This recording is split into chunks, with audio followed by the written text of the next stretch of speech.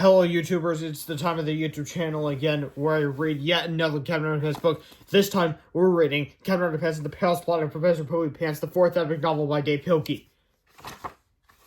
Now you can see, Poopypants is crossing out Dav Pilkey's name to read Gidget Hamster Brains. For whatever reason, you'll find out later as I read this book. Anyway, in our last three adventures, we tried to save our crazy principal from disaster. He thought he was a real superhero, but he wasn't. We didn't think things could get any worse, but they did. The top secret truth about Captain Underpants. Once upon a time, the two little kids named George and Harold. We're awesome. Me too. They had a meeting principal, Mr. Krupp. Blah, blah, blah. Mr. Krupp was being... Mr. Krupp was very mean to George and Harold. Blah, blah, blah. So they bought a 3D hypno ring. They used it to hypnotize Mr. Krupp. You will obey us. Okay. But they made a terrible mistake. You're now Captain Underpants. Well, hey! Come back, Mr. Krupp! No! Mr. Krupp thought he really was Captain Underpants, but he didn't have any superpowers. Stop, big dummy! They had a lot of adventures. One time, they even got attacked by a UFO. Uh-oh! They all got taken to the spaceship, and George stole some alien superpower juice. Then Mr. Krupp got eaten by Big Evil Dandelion. You had to be there. So George gave him some superpower juice, then he got superpowers. Now Captain Underpants has amazing strength. He can even fly too. Holy cow! The only way George and Harold can stop Captain Underpants from causing trouble is by pouring water on his head. This makes him turn back into Mr. Krupp. Hey, Bob! But beware, because whenever Mr. Krupp hears somebody snap their fingers, snap, snap, he turns back into you-know-who. No! Oh no! Here we go again! The end. Chapter 1, George and Harold. This is George being our heraldess. George is the king of love time, the flat top. Harold is one with the t-shirt and the bad haircut. Remember that now. Of all the experts at Drumhearts Elementary School had their opinions about George and Harold. Their guidance counselor, Mr. Rector, thought the boys suffered from ADD. The school psychologist, Miss Labler, diagnosed them with ADHD. And their middle principal, Mr. Krupp, thought they were just plain old BAD, or bad. But if you ask me, George and Harold simply suffered from IBSS, Incredibly Boring School Syndrome. You see, George and Harold weren't really bad kids. They were actually very bright, good-natured boys. The only problem was that they were bored in school. So they took it upon themselves to lighten things up for everybody. Wasn't that thoughtful of them? Unfortunately, George and Harold's thoughtfulness got them into trouble every now and then. Sometimes it got them into a lot of trouble, and one time it got them into so much trouble it almost caused the entire planet to be taken over by a ruthless, maniacal mad scientist guy in a giant robot suit. But before I can tell you that story, I have to tell you this story. Chapter 2, All Hail New Swissland. As everybody knows, New Swissland is a small country just southeast of Greenland. You probably know all about New Swissland's natural resources and systems of government. But here's something new about New Swissland that I'll bet you didn't know. Everybody in New Swissland has a silly name. Just ask their president, the Honorable Chuckles Jingleberry McMonkeyburger Jr., or his lovely wife Stinky. And here are some other silly names. Jiggles T. Chunky Skunks, Tipper Q. Zipper Dripper, and I wanna go to the bathroom. Anyway, they'll tell you all about New Swissland's proud silly name heritage. They'll tell you all about the cultural significance of silly names. And then they'll probably tell you a really, really long, boring story of how this stupid tradition got started. We'll skip that part, okay? Just remember that everybody in New Swissland has a silly name. From the richest to the poorest, from the dumbest to the smartest. And speaking of the smartest, let me introduce you to Professor Pippy Poopypants. That's a statue of him down there on the bottom right-hand corner of the page. Right there. Now, Pippy Poopypants was probably the smartest person in all of New Swissland. He graduated the head of his class at Chunky Q Booger Nose University, and afterwards spent all his time creating wild and fantastic inventions. Let's look it on him, shall we? Back in his private laboratory, Professor Pippy Poopypants was just putting the finishing touches on two wonderful new inventions, the Shrinking Pig 2000 and the Goosey Grow 4000. Professor Poopypants called for his assistant, Pork Belly Funky Skunk. Mr. Funky Skunk, Pippy yelled, I am now ready to test my new inventions! Pork Belly took notes while the professor aimed his Shrinking Pig 2000 at a hideous pile of trash. A powerful beam of energy blasted the garbage heap. Suddenly, the large pile of trash shrank to the size of a gumball. Hooray! It works! Cried Professor Poopypants. Now I must try the Goosey Grow 4000! Pippy and Pork Belly aimed the Goosey Grow 4000 ordinary hot dog with mustard. When another bright beam of energy. Suddenly, the hot dog grew and grew until it crashed through the walls of the laboratory. We did it! Exclaimed Pork Belly. What do you mean, we? Yelled Professor Poopypants. I did it! I'm the genius! You're just a lonely assistant, and don't you forget it! Sorry, boss, said Pork Belly. With these two inventions, exclaimed Professor Poopypants, I will be able to solve the world's garbage problem and create enough food for everyone on the entire planet. Finally, it looks as if all of the Earth's dilemmas would be fixed forever. But who would have believed that in just a few short weeks, Professor Poopypants would be trying to take over the planet in a fit of frenzied rage? Well, dear readers, the tragic tale is about to unfold. But before I tell you that story, I have to tell you this story. Chapter 3, The Field Trip. Jerome Hart's elementary school was having its big annual field trip to Piqua Pizza Palace. All of the kids had brought their permission slips and were lined up to get on the bus. George and Hal could hardly wait to eat pizza and play video games all afternoon. This is gonna rule, said George. Yeah, if we ever get there, said Hal. Hey, said George, let's change the letters around on the school sign while we're waiting. Good idea, said Harold. So George and Hal ran over to the sign and began their, thoughtfulness. Unfortunately, the boys did notice a dark, foreboding presence lurking nearby in the bushes. Aha! Cried Mr. Krupp. I caught you boys right-handed! Uh-oh! Said George. Laughed Harold. This is just a little joke. A joke? Yelled Mr. Krupp. Do you boys think that's funny? George and Harold thought for a moment. Well, yeah, said George. Don't you? Asked Harold. No, I don't think it's funny! Yelled Mr. Krupp. I think it's rude and offensive! That's why it's funny, said George. Oh, said Mr. Krupp. You boys like to laugh, huh? Well, here's a good one. You two are officially banned from the school field trip. Instead of eating pizza, you'll spend the afternoon cleaning up the teachers' lounge. Isn't that funny? No way, said Harold. That's not funny at all, said George. That's cruel and unusual punishment. That's why it's funny, Mr. Krupp snarled. Also, look at those teeth. And also the next page, why is the teeth back to normal? Whatever. Anyway, chapter 4, Left Behind. Mr. Krupp marched George and Harold over to the janitor's closet. You can use these supplies to clean the teacher's lunch, said Mr. Krupp. I want it spotless by the time we get back. Mr. Krupp went back outside, climbed onto the school bus, and laughed loudly as the buses pulled away. The teachers all poured in George and Harold and laughed too. Rats, said Harold. I thought we were going to have fun today. We can still have fun, said George. All we need is this ladder, that bag of powder paste, and those big boxes of styrofoam wormy thingies. So George and Harold carried their supplies to the teacher's lounge and got down to business. Da-da-da-da-da-da! It's time for a break time with George. Well, I'm just stealing the melody of Super Mario one time. Anyway, at the sink, George pulled the sprayer nozzle while Harold carefully taped the sprayer handle in the on position. Then the two boys put the nozzle back, making sure the sprayer head was pointed in the right direction. Next, George held the ladder steady while Harold climbed up to the ceiling fan. There he began scooping generous amounts of powder paste onto the tops of the fan blades. Is this right? Asked Harold. Yes, George. Try to get most of it on the ends of the blades. Got it, said Harold.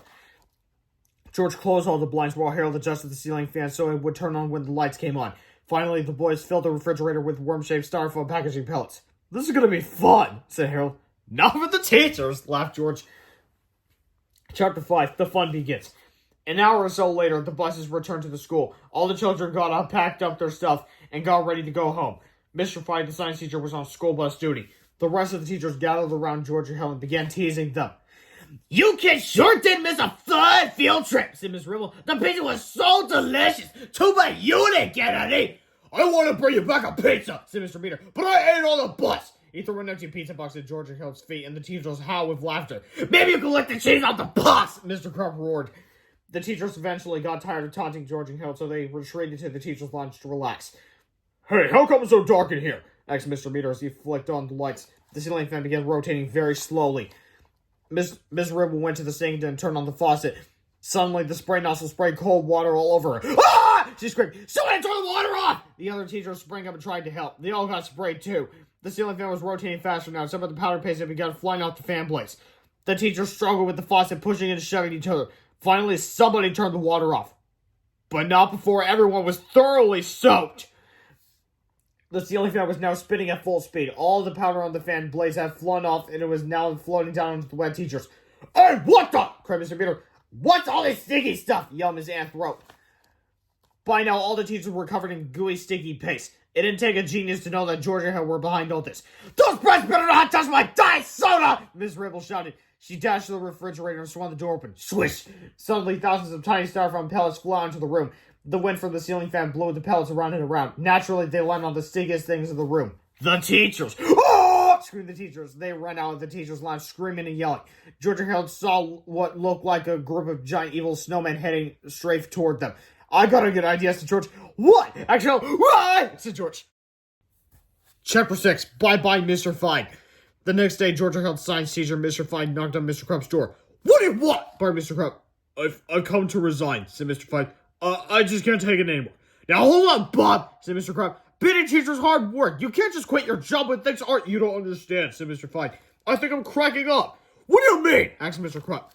Well, said Mr. Fyde, it all started a few months ago when I had this dream that I got eaten up by a talking toilet. Then I started hearing cats and dogs meowing and growling in the classroom. Then I imagined that the school got flooded with sticky green goo. And just yesterday, I thought I saw a group of abominable snowmen chasing two boys down the hallway. Now, wait just a minute, Morty, said Mr. Krupp. All that can be explained. And just a few days ago, said Mr. Fyde, I thought I saw a big fat bald guy in his underwear fly out the window. Holy cow, said Mr. Krupp. You are crazy. So Mr. Fyde handed in his resignation and left Drumhorse Elementary School for the greener pastures of the Piqua Valley home for the reality challenge. That's what this series calls the local mental asylum. Anyway, now where am I going to find a new science teacher on such short notice, said Mr. Krupp. Where oh where? Chapter 7, Hero Here. Remember that Poopy Pants guy that I was telling you about back in Chapter 2?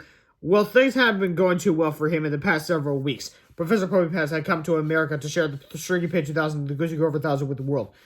But nobody seemed to want to hear about his inventions. Because they were all too busy laughing at a silly name.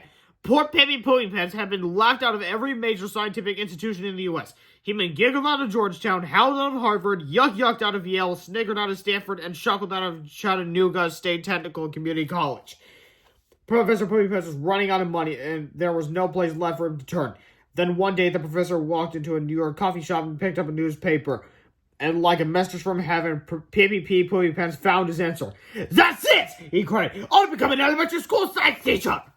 I'll work really hard, and so people will come to respect me and see what a genius I am. Then I can introduce my great inventions to the world.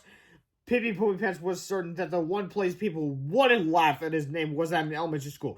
Kids are so accepting and loving, he said. You can always count on the sweetness and innocence of children.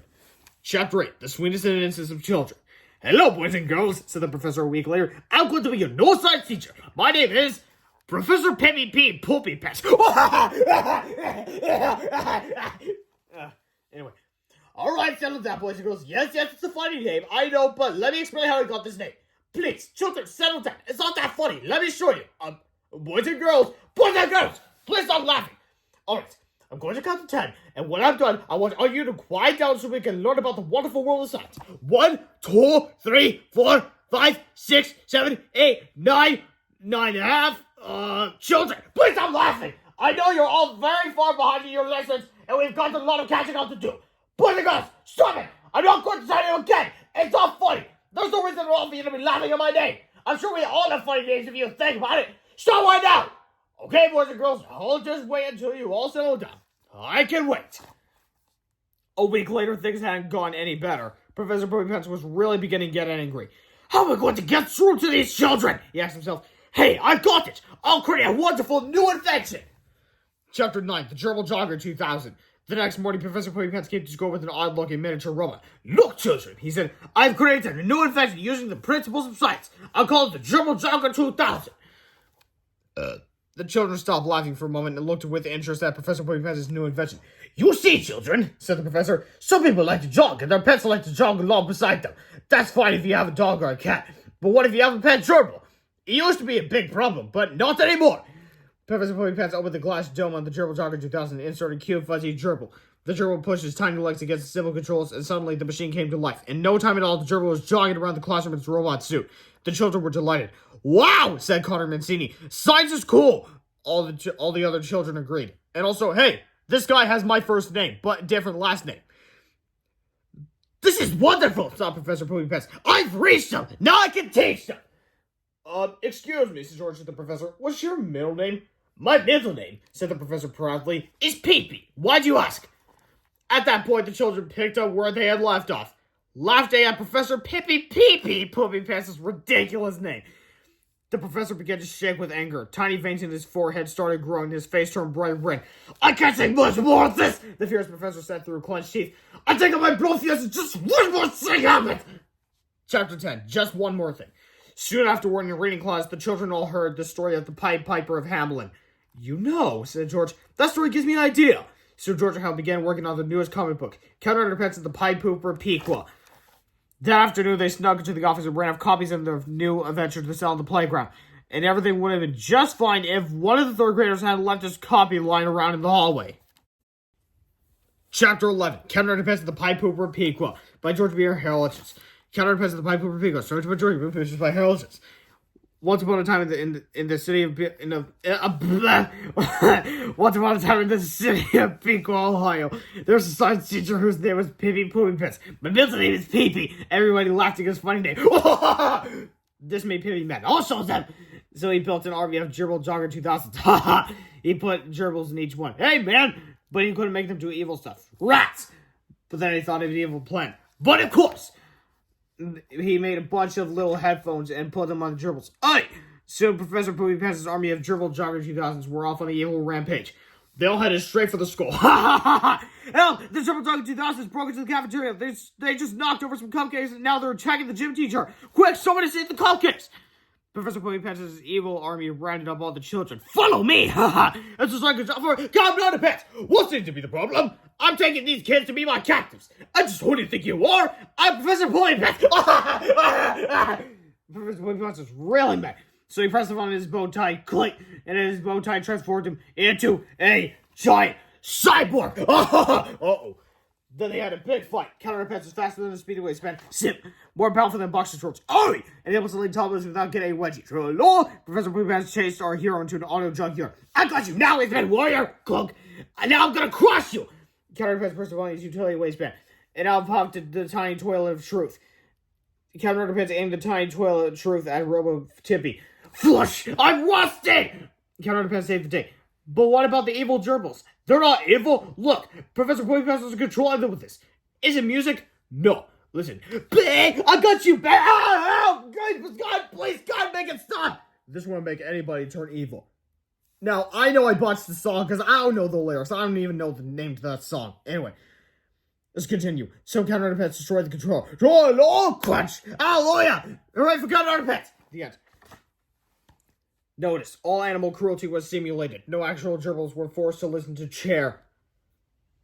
What's Chair? Anyway, Chapter 12. Professor P goes crazy. In his entire life, Professor Poopypants had never been as angry as he was at that very moment. As he stood in the hallway, something inside his fragile brain snapped. He began shaking and sweating uncontrollably. Suddenly, a wretched smile stretched across the professor's face. He staggered toward his empty cluster, mumbling to himself and giggling. He had hit rock bottom and decided to pull the rest of the plan down with him. Pippy Poopypants was going to take over the world. But for that story, I have to tell you... Oh, never mind. I'll just tell you that story. Chapter 13, Honey, I Shrunk the School. Professor Poopypants opened the storage closet in his classroom and took out the Shrinking Pin 2000 and the Goosey Girl 4000.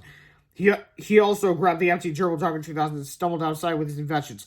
The crazed professor giggled wildly to himself as he aimed the Goosey Girl 4000 at the Gerbil Jogger 2000. Suddenly, the Gerbil Jogger 2000 grew 10 stories high. Professor Poopypants began his long climb up the side of the giant Gerbil Jogger 2000. It took almost an hour, but eventually he reached a huge glass dome at the top and squeezed his way inside. Mammy, said a little boy who was walking by with his mother, a little man just grabbed into a giant robot students about to take over school. Oh, for heaven's sake, said his mother. Where do you come up with this nonsense? Next, you'll be telling me that a giant man in his underwear is finding the huge robot in the middle of the city. Professor Poopypants was now in control of the colossal Gerbil Jogger 2000. He reached down with his mighty arms, picked up the Shrinking Pin 2000, and aimed it at the school. Just then, Georgia Hill looked out the window. Hey, said George, isn't that the Gerbil robot thingy? Yeah, said Harold. Why is it so big? I don't know, said George, but it's getting bigger by the second. Said Harold, I don't think it's getting bigger. I think we're getting smaller. Chapter 14, The Perilous Plot. Professor Poopypants reached down and picked up the tiny skull with his giant robotic hand. Everyone screamed in horror. In no time at all, eyewitness newswoman Ingrid Ashley was on the scene. What do you want from us? Shouted reporter Ashley. I want a pencil! Screamed Professor Poopypants. A pencil? Asked reporter Ashley. Here, take mine. She tossed a yellow number 2 pencil toward the giant robot. Professor Poopypants reached down with his giant robot arm, picked up the Goosey Girl 4000 and aimed it at the pencil. The pencil grew to the size of a tree trunk, and Professor Poopypants grabbed it. Follow me, he said. The giant robot led the news crew to the center of downtown Piqua. There he found 3 large white billboards. He put on the Shrinking Pin 2000 and the Goosey Girl 4000 began writing on the billboards with his giant pencil. Chapter 15, The Name Change of Chart 2000. Da da da da da da. It's time with a fun time with Professor Pippy Poopypants. Anyway, Professor Poopypants spent several minutes jotting down a complex code on the 3 giant billboards. George held, along with nearly 1,000 other fellow shrunken students, watched the mad professor from the terrifying clutch of his giant robotic hand. "What is that crazy guy up to?" asked Mr. Crawford from his office window. "I'll tell you," shouted Pippy Poopypants. "Everybody on the planet must now change their normal names into silly names using these 3 charts. Anyone who refuses will get shrunk." "How do the charts work?" asked Mr. Krupp. "It's easy," said Professor Poopypants. "What's your first name?" I'm not telling," said Mr. Krupp. "What is your first name?" said Professor Poopypants. All right, said Mr. Krupp. "It's, Benny." All the children giggled. "So, the first letter in your first name is B," said Pippy. "Now look at the first chart and find the letter B." Mr. Krupp looked at the chart. "It says B equals Lumpy," he whined. "Good," said Professor Poopypants. "Your new first name is Lumpy." All the children laughed. "Lumpy Crump?" "Oh, Mr. Crump, I don't want to be called Lumpy Crump." "You won't," laughed Professor Poopypants, "because you have to change your last name too." "Uh-oh," said Mr. Crump. "Your last name is Krupp," said the professor, "which starts with a K and ends with a P. Now find letter K on the second chart and letter P on the third chart." Mr. Crump looked at the 2 charts. "It says K equals potty and P equals biscuits." "Wonderful," shouted the professor. "Your new last name is Potty Biscuits." "Oh no," groaned the principal. "My new name is Lumpy Potty Biscuits." The children all howled with laughter. Now, before I continue reading, let me try and figure out my new name. I'm Connor Cushman, so, Buttercup Giggle, Chucks. Buttercup Giggle Chucks, that's my new name. Put yours in the comments and all, or you can just look it online. I'm sure they have it somewhere. Anyway, "Don't act too hard, kiddies," said Professor Poopypants. "You'll have to change your names too, or I'll shrink you again." Well, as you can imagine, nobody wanted to get shrunk twice. So everybody looked at the 3 new charts and figured out their new silly names. Stephanie Yarkoff became Snotty Gorilla Breath. Robbie Steinberg became Loopy Pizza Pants. And poor little Jenny Warwick became Poopsie Chuckle Butt. This may be the most horrible moment in all of human history," said the local news reporter to her audience. "It seems that everyone on Earth must now change his or her name to avoid getting shrunk. Good luck to you all. This is Chim Chim Diaper Brains reporting for Eyewitness News. Now back to you, Booger." Chapter 16, Fluffy and Cheeseball. This Fluffy toilet nose and Cheeseball waffle fanny. Fluffy's a kid on 11 at the time, the flat top. Cheeseball is the one who wrote a t-shirt with a bad haircut. Remember that now. "We gotta do something," cried Fluffy. "But what?" said Cheeseball. "We're smaller than 2 mice. What can we possibly do?" "Let's go find our old friend Captain Underpants," said Fluffy. So Fluffy and Cheeseball ran to Mr. Potty Biscuit's office and found him cowering under his desk. "I can't believe I'm about to do this," said Fluffy. "But here goes nothing." Fluffy snapped his fingers. Snap! Suddenly, a strange change came over Lumpy Potty Biscuits. His worried frown quickly turned into a heroic smile. He rose from behind his desk and thrust out his chest. In no time at all, Mr. Potty Biscuits had removed his outer clothing and tied a red curtain around his neck. "Join all!" said the hero. "Captain Underpants is here!" "Cool," said Cheeseball. "But for now on, you have to call yourself Buttercup Chicken Fanny. The guy in the Gerbil suit says so." "Hey," said Captain Underpants, "I don't take orders from anybody." Well, Captain Underpants is a fine name already, so I guess it makes sense. "Great," said Fluffy. "Now fly out the window and bring back that big machine thingy with the lava lamp on top." "Yes, sir," said Captain Underpants. Chapter 17, Captain Underpants to the rescue. Captain Underpants flew down to the ground and grabbed the goods to go for 1,000. But on his way back up, he was spotted by Professor Poopypants. The evil professor zapped Captain Underpants with a bolt of energy from the Shrinky P 2000. Suddenly, the wasteman warrior began to shrink even smaller than before. He flew back to the tiny school carrying an extremely small Goosey Grover 1000, and he dropped into the Fluffy's hand. "Hey, where's Captain Underpants?" asked Fluffy. "I don't know," said Cheeseball. "I think he got shrunk so small that we can't see him anymore." "Well," said Fluffy, "at least we have this little invention thingy. How's that going to help us?" asked Cheeseball. "I saw Professor Poopypants use it to make that pencil grow really big," said Fluffy. "It's our only hope of ever getting back to normal size." "I hope it still works," said Cheeseball. Fluffy and Cheeseball dashed to the school kitchen and climbed up the ladder onto the roof. "Maybe if we zap the school with this thing, everybody will grow back to normal size," said Fluffy. "Good idea," said Cheeseball. "Then we can all run away." Chapter 18. Are you there, God? It's us, Fluffy and Cheeseball. Fluffy pointed the Goosey Girl for 1,000 at the roof of the school and got ready to press the button. But the boys were spotted by Professor Poopypants. Quickly, he turned his mighty robotic hand and Fluffy and Cheeseball slid off the roof. Downward, they tumbled through the air. "Oh no!" shouted Cheeseball. "We're doomed!" "Wait a second," cried Fluffy. "Do you have any piece of paper on you?" "Yes," screamed Cheeseball. "Right here in my pocket. But what good is it gonna do us now?" Quick, Fluffy, fall into the paper airplane. What kind of paper airplane? Ask Cheeseball. Any kind. Scream Fluffy. Just do it now. Da-da-da-da-da-da. It's time for survival time with Georgia. Okay, I'll stop. Quickly, Cheeseball folded the paper to a goofy-looking glider. How's this? He screamed. Great, yelled Fluffy. Now hold it steady. Fluffy pointed at the tiny Goosey Grover 1000 in Cheeseball's airplane and he pressed the button. Suddenly, Cheeseball's airplane grew to enormous size. Well, technically, it's normal size now. Fluffy and Cheeseball flopped down into it and the paper airplane took off gliding through the air. Oh man, cried Cheeseball. I can't believe that worked. We're not out of this yet, yelled Fluffy. Chapter 19, the flight of the Goofy Glider. Fluffy and Cheeseball had to admit that it was pretty cool flying over the city streets on a paper airplane. They didn't even seem to mind the fact that they were only about an inch tall each. But you could probably imagine the boys' concern when they started heading straight for a wood chipper. Oh no, cried Fluffy. We're gonna get a wood chipper to die. Cheeseball couldn't look. He put his hands over his eyes and waited for the inevitable. But suddenly, swoosh! The paper airplane swerved sharply and missed the wood chipper altogether. Hey! Cried Fluffy. How did that happen? Oh no, said Cheeseball. I'm not steering this thing! The boys had barely caught their breath when a small dog noticed the airplane came running after them. Oh no! Cried Cheeseball. We're gonna get eaten by a winter dog! Fluffy covered his eyes this time. Clump! But wouldn't you know it, the airplane swerved sharply upward and out of the range of the little dog altogether. Are you doing that? Asked Cheeseball. No, said Fluffy. It must be the wind. Finally, the paper airplane landed in a wet, sticky pile of hot blacktop. Yuck, said Fluffy. What could be worse than getting stuck in a pile of blacktop?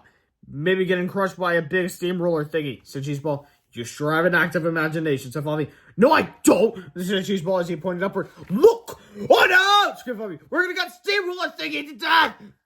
Just then, the boys were yanked up by the backs of their shorts and carried off through the air to safety. So there's got a hold of us, cried Cheeseball. But I can't see what it is. It must be Captain Underpants, said Fluffy. We just can't see him because he's so small. Hey, said Cheeseball. I'll bet he was steering the airplane out of danger too. Our hero! The boy shouted. Chapter 20. Extra, extra, extra, extra, extra, extra, extra, extra, extra large underpants. Fluffy and Cheeseball landed safely in the abandoned alley. We've got to enlarge Captain Underpants so he can find Professor Poopypants, said Harold. The fate of the entire planet is in our hands. But how can we enlarge him if we can't even see him? Asked Cheeseball. Good question, said Fluffy. Wait, said Cheeseball. I've got an idea. He called out as loud as he can. Captain Underpants, we can't see you, but if you hear us, fly over and land on my finger. We have a machine that can make you big again. The boys waited a few seconds. Look, Fluffy, said Cheeseball. There he is. See, is that little tiny speck on my finger. No, just aim the machine at that little speck, but don't tell my finger, okay? Don't worry, said Fluffy. I'm a great shot with this thing. I will zap your... Oops, sorry. Now, technically, that's not a mistake. They actually brought Harold's hand back to normal size. Well, they are already smaller than the normal size. This is Harold's hand at normal size. Technically, there's a walking hand. So, like imagine this is my left hand, and there's a little me trying to support the weight. Well, I hold out my right hand, but whatever. The good news was that Captain Underpants had grown larger and was now visible. The bad news was, well, let's just say that Cheeseball was going to have an awful hard time picking his nose with his right hand from now on. Fluffy gave Captain Underpants a few more shots from the Gucci Girl for 1,000. The waistband warrior grew and grew and grew until he was 10 stories high. The same height as that Gerbil Jogger 2000 that Professor Poopypants enlarged with the Gucci Girl for 1,000. Anyway, finally, the colossal captain headed towards the preposterous professor. A showdown was about to begin. The little boy from Chapter 13 happened to be walking by with his mother again. He looked up and saw a giant man in his underwear getting ready to fight a huge robot in the middle of the city. Mammy, said the little boy. What? Asked his mother. Never mind, said the boy. Chapter 21, the incredible grand final chapter, Flip-O-Rama. Warning, the following chapter contains scenes that are so intense and horrific, they may not be suitable for viewing by people who can't take a joke. If you're easily offended, or if you tend to blame all of society's evils on TV shows and cartoon characters, please run to your newest supermarket and get a life. They're located in the Get Real section next to the clues. Good luck. Throughout the history of great art, there have been many times when artists have defined their own unique styles, creating what is known as a movement. For example, there was the Renaissance movement, the Impressionist movement, and even the pop art movement. Today, many art scholars agree that the early 21st century may go down in history as the Flip-O-Rama movement. Let's enjoy this great art form and marvel at its emerging cultural significance, shall we? Yeah. Professor Poopypants packed a powerful punch. Psh, psh, psh, psh. But the head bunny hero halted the heart. Psh, psh, psh, psh, psh. The brief wearing bandit battle the bionic behemoth. The waistband warrior won the war. Chapter 22, the 22nd chapter. Professor Poopypants had been defeated and everybody in the school cheered wildly. They were still small, but at least they got their old names back. I'm sure glad I don't have a silly name anymore, said Miss Ripple. Me too, said Mr. Rected. Hooray, cried George. Let's all give Counter Underpants a big hand. Harold was not amused. Oops, said George. Sorry. That's okay, said Harold. Just give me that invention thing so I can zap us back to normal. Harold held the Goosey over in his giant hand and zapped George and himself, that is, every part of himself except his giant hand.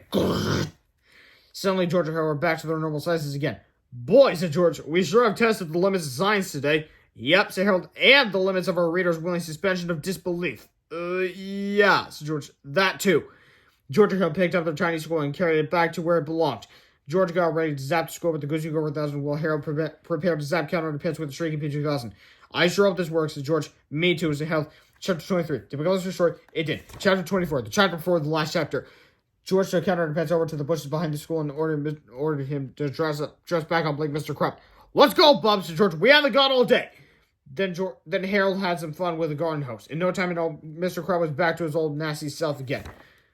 Soon the cop showed up to arrest Professor Poopypants. There's one thing I don't understand, said George to the professor. Wouldn't it have been smarter to change your own name instead of forcing the rest of the world to change theirs? Gosh, said Professor Poopypants, I never thought of that. A few weeks later, Georgia Hill received a letter from the Piqua State Penitentiary. Dear Georgia Hill, sorry about trying to overthrow the world and everything. I've decided to take your advice and change my name so that people won't laugh at me anymore. From now, I'll be going by my grandfather's name on my mother's side. It's such a relief knowing that nobody will ever make fun of my name again. Signed, Tibby Tingle Trousers. Yeah. Bullcrap. They'll keep making fun of your name. Oh, and also, judging by this picture, we also know that Dr. Diaper is still not at the end of this sentence. Anyway, chapter 25, the chapter after the chapter before the last chapter. You know, George, I really learned something today. What's that? Asked Harold. I learned it's not nice to make fun of people, said George. Wow, said Harold. I think this is the first time one of our stories ever had a moral. Probably the last time, too, said George. Let's hope so, said Harold. But George and Harold had forgotten all about the other moral they had learned along the way, which was don't ever, ever, ever hypnotize your principal. Because if you do, your life can go from bad to worse at the snap of a finger. Oh no! Screamed Harold. It's all good! Screamed George. Oh no! As always, this book is brought to you by Dav Pilkey, the creator of the entire Captain Underpants series. Read the books. Enjoy the books. Read the spin-offs. Enjoy the spin-offs. And I'll see you next time where I read the 5th book.